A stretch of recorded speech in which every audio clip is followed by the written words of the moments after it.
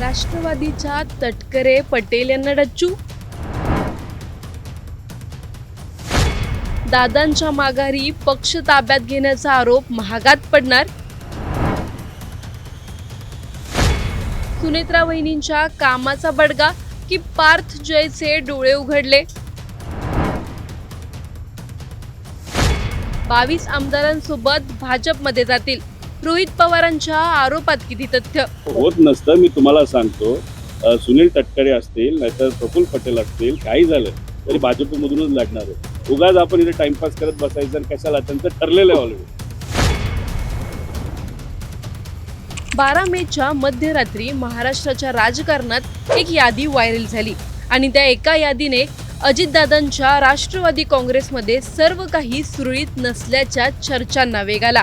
कारण या यादीत पक्षाचे अनेक ज्येष्ठ आणि वजनदार नेते गायब होते.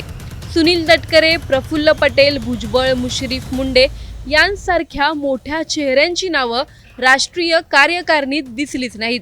दुसरीकडे पार्थ पवार, जय पवार आणि पवार कुटुंबांशी जवळीक असलेल्या नेत्यांना महत्त्वाची पदं देण्यात आली.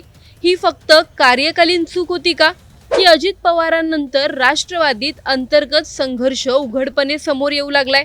सुनेत्रा वहिनींना हलक्यात घेणं पटेल आणि तटकरेंना किती जड जाणार?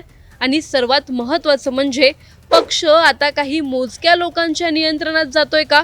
या सगळ्या घडामोडींचा घेतलेला हा सविस्तर आढावा. व्हिडिओ शेवटपर्यंत नक्की पहा आणि टाइम्स नाऊ मराठीच्या यूट्यूब, इंस्टाग्राम आणि फेसबुक पेजला फॉलो करायला विसरू नका. 12 मे रोजी अजित पवार गटाकडून निवडणूक आयोगाला देण्यात आलेली राष्ट्रवादी काँग्रेसच्या राष्ट्रीय कार्यकारिणीची यादी माध्यमांसमोर आली. ही यादी 29 एप्रिलला तयार करण्यात आल्याचं सांगण्यात आलं. या यादीत पक्षाच्या राष्ट्रीय अध्यक्षा म्हणून सुनेत्रा पवार, जनरल सेक्रेटरी म्हणून पार्थ पवार आणि राष्ट्रीय सचिव म्हणून जय पवार यांची नावं होती. एकूण 13 जणांचा या यादीत समावेश होता आणि त्या यादीवर सुनेत्रा पवारांची सही देखील होती. पण याच यादीतून पक्षाचे अनेक मोठे नेते गायब असल्याचं दिसलं. सुनील तटकरे, प्रफुल्ल पटेल, छगन भुजबळ, हसन मुश्रीफ, धनंजय मुंडे, दत्ता मामा भरणे, अनिल पाटील अशा नेत्यांची नावं त्यात नव्हती आणि इथूनच राजकीय चर्चांना पुन्हा सुरुवात झाली. वाद वाढू लागल्यानंतर मध्यरात्री 1च्या सुमारास सुनेत्रा पवार यांनी सोशल मीडियावर पोस्ट करत ही कार्यकालीन चूक असल्याचं स्पष्टीकरण दिलं. त्यानंतर एक सुधारित यादी समोर आली. त्यात प्रफुल्ल पटेल, सुनील तटकरे, छगन भुजबळ आणि दिलीप वळसे पाटील यांची नावं पुन्हा समाविष्ट करण्यात आली. पण इथेही नवीन वाद निर्माण झाला. कारण प्रफुल्ल पटेल यांच्या नावासमोर फक्त राज्यसभा खासदार असा उल्लेख होता. त्यांचं राष्ट्रीय कार्यकारी अध्यक्ष पद गायब झाल्याची चर्चा सुरू झाली. सुनील तटकरे यांच्या नावासमोरही फक्त लोकसभा खासदार एवढंच लिहिलं गेलं. त्यामुळे तटकरे आणि पटेल यांचे पक्षातील अधिकार कमी केले जात आहेत का, असा सवाल आता उपस्थित झाला. विशेष म्हणजे ही पहिली वेळ नव्हती. मार्च महिन्यात निवडणूक आयोगाला पाठवलेल्या राष्ट्रीय कार्यकारिणीच्या मिनिट्समध्येही तटकरे आणि पटेल यांच्या पदाचा उल्लेख नसल्यामुळे गोंधळ उडाला होता. त्यानंतर अजित पवारांच्या निधनानंतर 28 जानेवारी ते 10 मार्च दरम्यान झालेला पत्रव्यवहार ग्राह्य धरू नये असं पत्रही सुनेत्रा पवारांनी आयोगाला पाठवल्याचं समोर आलं होतं. त्यामुळे हे वारंवार घडणं म्हणजे फक्त क्लेरिकल मिस्टेक नसून काही मोठं राजकारण सुरू असल्याचं बोललं जाऊ लागलं. याच दरम्यान सुनील तटकरे यांनी शरद पवारांची भेट घेतली. त्यांनी साहेबांच्या तब्येतीची विचारपूस करण्यासाठी आलो होतं असं सांगितलं. पण या भेटीची वेळ आणि पार्श्वभूमी पाहता तटकरे नाराज आहेत का, अशा चर्चा सुरू झाल्या. यानंतर शरद पवार गटाचे आमदार रोहित पवार यांनी पत्रकार परिषदेत आणखी मोठा दावा केला. तटकरे आणि प्रफुल्ल पटेल हे 22 आमदार घेऊन भाजपसोबत जाण्याची शक्यता असल्याचं त्यांनी म्हटलं. काही नेत्यांची नावंही त्यांनी सूचकपणे सांगितली. त्यामुळे अजित पवारांच्या राष्ट्रवादीत अंतर्गत संघर्ष अधिकच चर्चेत आला. या सगळ्या प्रकरणात सर्वात जास्त चर्चा झाली ती कार्यकारिणीच्या यादीतील नावांची. कारण या यादीत समाविष्ट असलेली अनेक नावं थेट किंवा अप्रत्यक्षपणे पवार कुटुंबाशी संबंधित असल्याचं बोललं जात आहे. पक्षाचे खजिनदार शिवाजीराव गर्जे हे आधी शरद पवारांचे आणि नंतर अजित पवारांचे विश्वासू मानले गेले होते.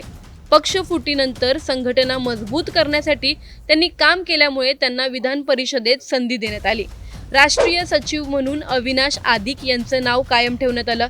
ते माजी मंत्री गोविंदराव आदिक यांचे पुत्र आहेत आणि पवार कुटुंबांशी त्यांचे जुने संबंध असल्याचं देखील सांगितलं जातं. अजित पवारांचे जवळचे मानले जाणारे नवाब मलिक यांच्या कन्या सना मलिक यांना राष्ट्रीय सचिव पदाची जबाबदारी देण्यात आली. युवक विभागात धीरज शर्मा कायम ठेवण्यात आले. सुबोध मोहिते यांना जनरल सेक्रेटरी पद देण्यात आलं आणि त्याचबरोबर पार्थ पवार आणि जय पवार यांनाही मोठी भूमिका देण्यात आली.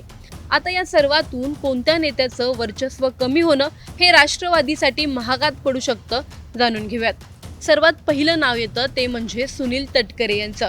रायगड आणि कोकणात राष्ट्रवादी काँग्रेसची ताकद उभी करण्यात तटकरे यांचा मोठा वाटा आहे. 2024च्या लोकसभा निवडणुकीत अजित पवार गटाकडून लोकसभेत निवडून गेलेले ते एकमेव खासदार होते. रायगडच्या पालकमंत्री पदावरून झालेला संघर्ष असो किंवा पक्ष फुटीनंतर विलिनीकरणाच्या चर्चांना दिलेला विरोध असो, तटकरे कायम निर्णायक भूमिकेत दिसले. त्यामुळे जर ते नाराज झाले तर त्याचा सर्वात मोठा फटका कोकणात पक्षाला बसू शकतो. यानंतर येतात छगन भुजबळ. राष्ट्रवादी काँग्रेसचा ओबीसी चेहरा म्हणून भुजबळांचं महत्त्व आजही मोठं आहे. नाशिक आणि उत्तर महाराष्ट्रात त्यांनी पक्षाला मजबूत आधार दिला. माळी समाजासह ओबीसी मतदारसंघांमध्ये त्यांची मजबूत पकड आहे. प्रफुल्ल पटेल हे राष्ट्रीय स्तरावर राष्ट्रवादीचा चेहरा राहिलेले नेते. दिल्लीत प्रति पवार म्हणून त्यांची ओळख होती. कॉर्पोरेट, उद्योग आणि राष्ट्रीय राजकारणात त्यांचे संबंध मजबूत मानले जातात. अजित पवार गट तयार झाल्यानंतर त्यांनी दादांची साथ दिली आणि त्या बदल्यात त्यांना राष्ट्रीय कार्यकारी अध्यक्षपद देण्यात आलं होतं. पण आता ते पदच कमी केल्याच्या चर्चा सुरू झाल्यामुळे त्यांच्या भूमिकेबद्दल प्रश्न निर्माण झालेत. धनंजय मुंडे हे मराठवाड्यातील ओबीसी नेतृत्व म्हणून पुढे आले. भाजपमधून राष्ट्रवादीत आल्यानंतर पक्षाने त्यांना ताकद दिली. बीड आणि मराठवाड्यात राष्ट्रवादी मजबूत करण्यात त्यांचा मोठा वाटा आहे. त्यांचं नावही या यादीत नसल्यामुळे मराठवाड्यात वेगळे संदेश जाण्याची शक्यता व्यक्त होते. आता खरा प्रश्न असा आहे की फक्त एक कार्यकालीन चूक होती की राष्ट्रवादी काँग्रेसमध्ये शांतपणे सुरू असलेला संघर्ष आता उघडपणे समोर येतोय. पार्थ पवार आणि सुनेत्रा पवार यांच्याकडे पक्षाची सूत्र केंद्रित होत आहेत का? तटकरे, पटेल, भुजबळ यांसारखे नेते खरंच नाराज आहेत का? आणि सर्वात महत्त्वाचं म्हणजे जर हे दिग्गज नेते दूर गेले तर अजित पवारांची राष्ट्रवादी टिकून राहील का? याचं उत्तर पुढच्या काही महिन्यात महाराष्ट्राच्या राजकारणाचं चित्र बदलू शकतं का? तुम्हाला काय वाटतं? आम्हाला कमेंटमध्ये नक्की कळवा. व्हिडिओ आवडल्यास लाईक व शेअर करायला विसरू नका. तसंच अशा नवनवीन अपडेटसाठी व माहितीपूर्ण व्हिडिओजसाठी टाइम्स नाऊ मराठीला नक्की फॉलो करा.